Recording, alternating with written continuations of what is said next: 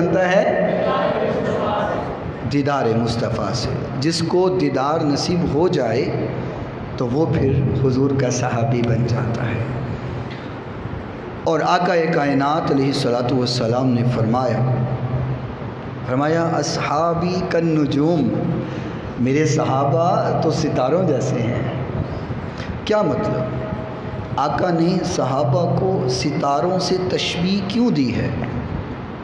اب تو چلو رستے بن گئے ہیں، بورڈ لگے ہوتے ہیں، ہم کسی سفر پہ چلے جائیں تو سائن بورڈ دیکھ کر کے ہم اپنا رستہ متعین کر لیتے ہیں کہ فلاں جگہ تے جانا ہے، فلاں جگہ تے جانا ہے.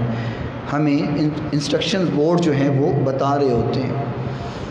لیکن وہ دور جب سڑکیں نہیں ہوتی تھیں، رستے نہیں ہوتے تھے، اور جنگل بیابان ہے، صحرا ہے، کھلے میدان ہے، تو لوگ جب سفروں پر نکلا کرتے تھے تو اپنی منزل کو متعین کرنے کے لیے آسمان کے ستاروں کو دیکھا کرتے تھے، اور ستاروں کو دیکھ کر کے رستے بنایا کرتے تھے کہ یہ فلاں ستارہ ہے، ادھر فلاں رستہ جاتا ہے، یہ فلاں ستارہ ہے، ادھر فلاں رستہ جاتا ہے. میرے نبی نے یہ بات سمجھائی ہے کہ جس طرح آسمان کے ستاروں کو دیکھ کر کے لوگ منزل تک پہنچ جاتے ہیں، اسی طریقے سے اگر جنت مقام چاہیے صحابہ کو دیکھ لو، ان کی زندگی کے مطابق زندگی بنا لو، اللہ تمہیں جنت مقام عطا فرما دے گا.